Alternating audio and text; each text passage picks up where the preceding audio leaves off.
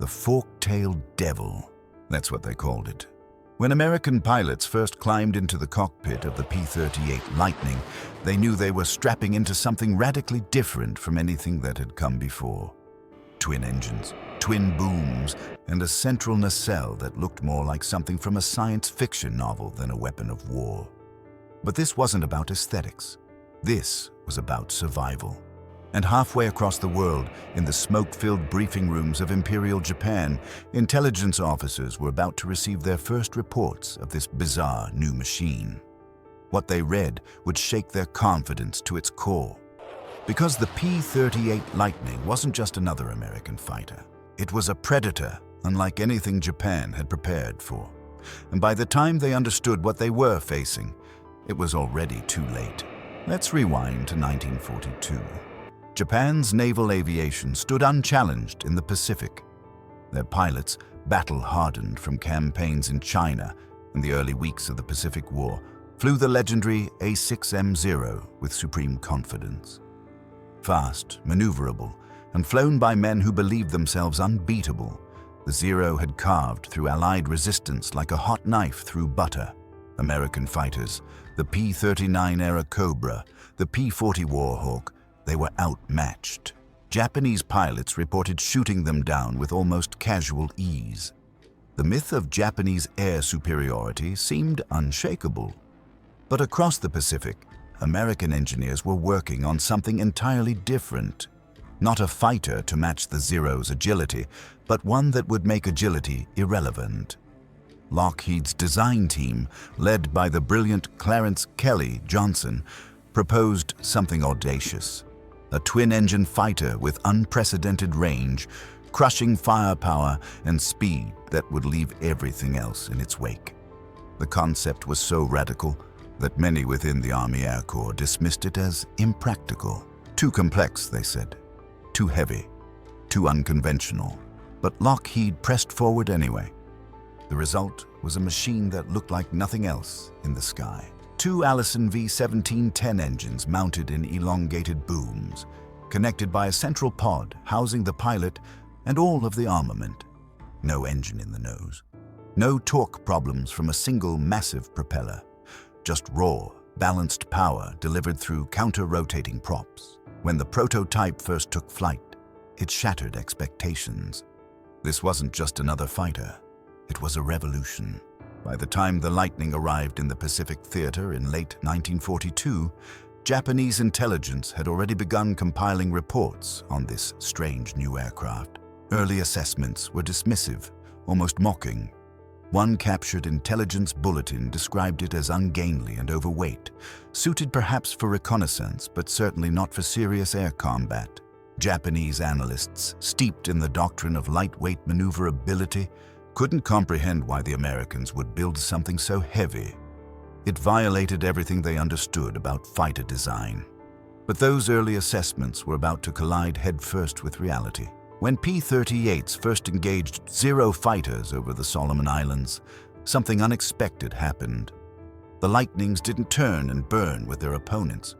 They didn't try to outmaneuver the nimble Zeros.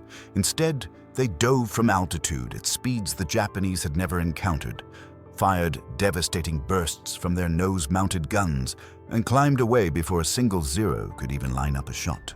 Japanese pilots, trained for close-quarters dogfighting, found themselves chasing ghosts. The technical specifications tell the story. The P-38 could hit speeds exceeding 400 miles per hour, leaving the Zero with its top speed of around 330 miles per hour, eating its contrails. But speed was only part of the equation.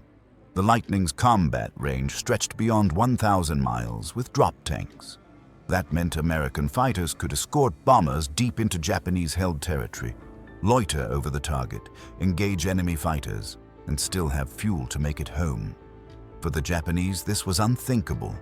Their own fighters, optimized for short-range interception, couldn't match that endurance. Then there was the armament. Concentrated in the nose, the P-38 mounted 4.50 caliber Browning machine guns and one 20mm Hispano cannon. Unlike wing-mounted guns that had to converge at a specific range, every weapon on the Lightning fired along the same axis.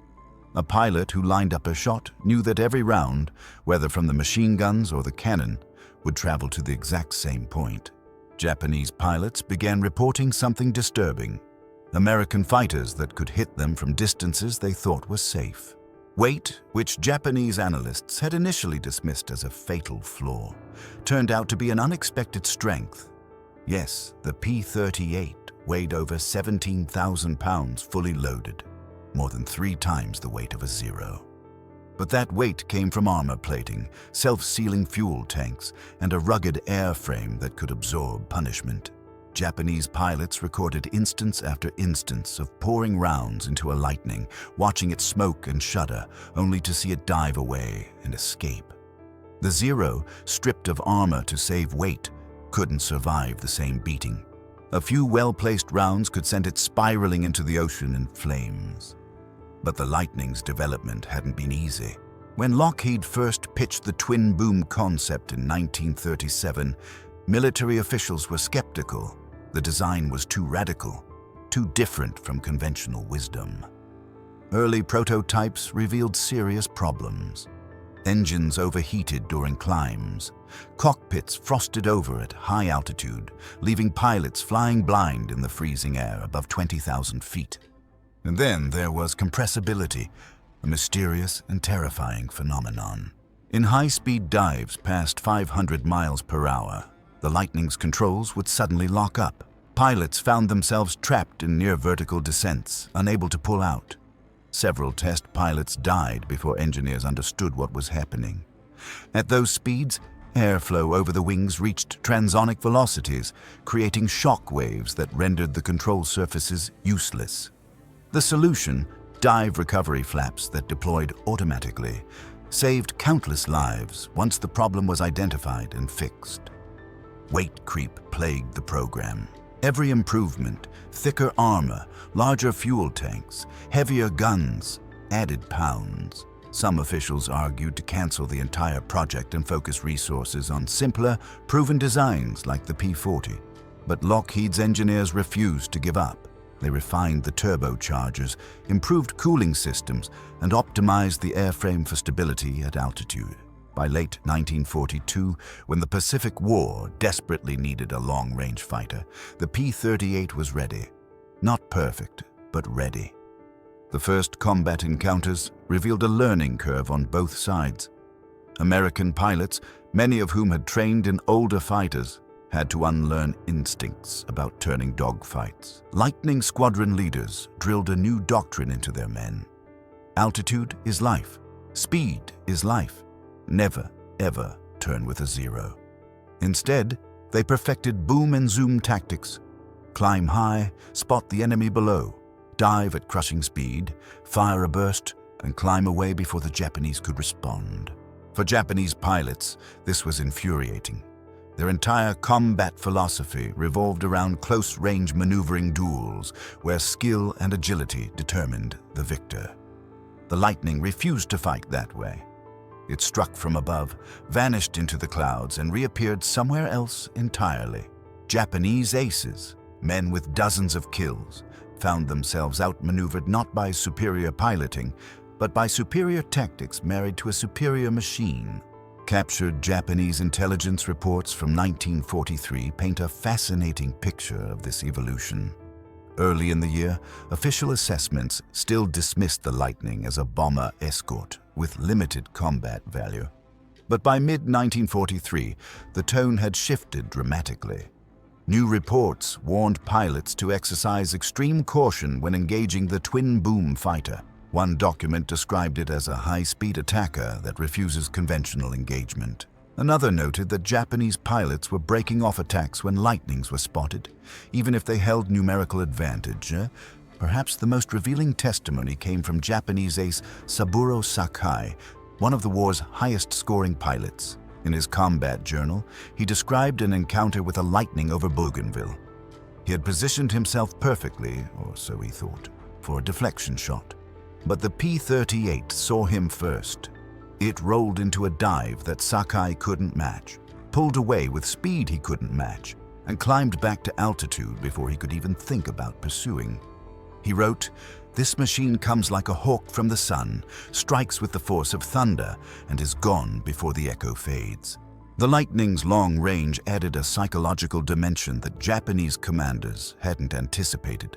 Pilots described the unnerving experience of flying patrol over what they thought was safe territory, only to have lightnings appear without warning. The aircraft's ability to loiter far from base meant it could wait, watch, and strike when conditions were perfect. Japanese formations began to fracture under the constant threat, with pilots scanning the skies obsessively, burning focus and fuel on vigilance rather than mission objectives. By 1944, internal Japanese memos carried warnings that would have seemed unthinkable 2 years earlier. Avoid engagement with the twin-engine fighter unless holding decisive advantage. Do not pursue if it disengages. Maintain formation discipline when P-38s are present. These weren't the instructions of a confident Air Force. These were the words of men who had learned, through bitter experience, that they were no longer the predators in the Pacific skies. The Lightning's most famous mission drove this point home with surgical precision. In April 1943, American intelligence intercepted and decoded a message revealing that Admiral Isoroku Yamamoto, the architect of the Pearl Harbor attack, would be flying to Bougainville on an inspection tour. The distance from the nearest American base to the intercept point was over 400 miles. No fighter in the American arsenal could make the trip except one. 16 P-38 Lightnings launched on Operation Vengeance, flew at wave-top height to avoid detection, and arrived at the exact coordinates at the exact time. They shot down Yamamoto's transport, killing the man who had shaped Japan's entire naval strategy. The message was clear. Nowhere was safe. No one was beyond reach. Japanese tactical innovations attempted to counter the Lightning's advantages. They tried luring P-38s into traps with decoy formations. They experimented with coordinated attacks from multiple angles to overwhelm the American pilots. They even attempted head-on passes, hoping to exploit a perceived weakness in the Lightning's frontal profile. Some of these tactics worked sometimes. Experienced Zero pilots could still exploit the P-38's relatively sluggish turning performance if they caught it slow and low. But those opportunities became increasingly rare as American pilots grew more disciplined and more deadly. The psychological impact cannot be overstated. In the early months of the war, Japanese pilots had approached combat with near-suicidal courage, confident that skill and spirit would carry the day. By mid-1944, that confidence had eroded. Reports from squadron commanders noted a troubling pattern. Pilots hesitating before engaging. Formations breaking apart at the first sign of contact. Veterans making conservative choices they never would have considered 2 years earlier. The Lightning hadn't just changed tactics, it had changed minds.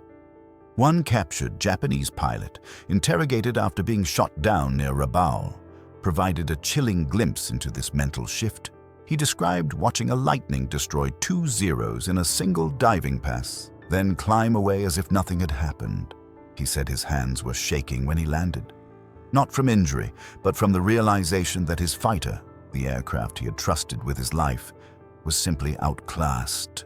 He asked his interrogators a question that haunted his captors. How do you fight something you cannot catch? The answer, of course, was that you couldn't. Not with the equipment and doctrine Japan had committed to.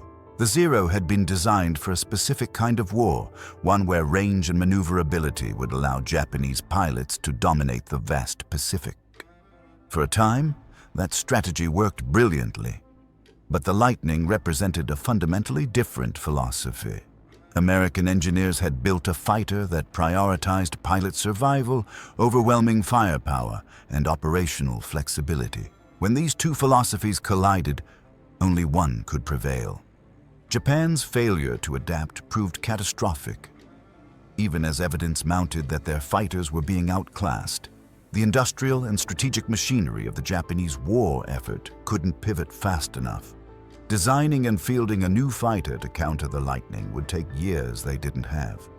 Training pilots to the level required to compete with increasingly experienced American aviators proved impossible as veteran aces were killed, and training programs struggled with fuel shortages and reduced flight hours.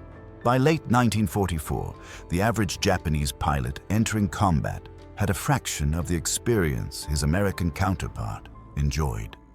The Lightning's legacy in the Pacific extended far beyond its impressive kill ratios and combat records.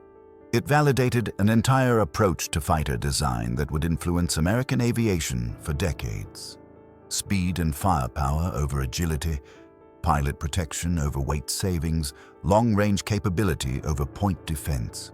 These principles found their way into every American fighter that followed, from the jets of Korea to the multi-role aircraft of the modern era. For Japan, the P-38 represented something more troubling than a tactical defeat.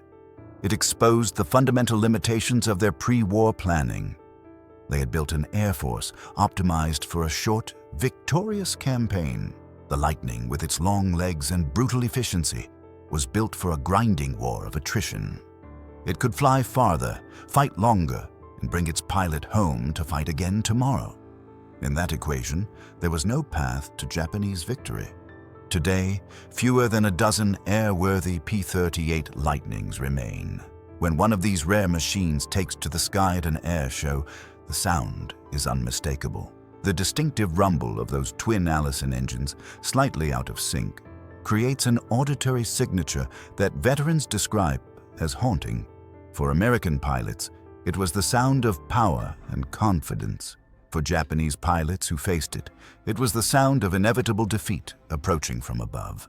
The story of the P-38 Lightning and Japan's evolving response to it isn't just a tale of one aircraft's dominance. It's a case study in how wars are won, not just by bravery or even technology alone, but by the ability to adapt, innovate, and learn faster than your enemy.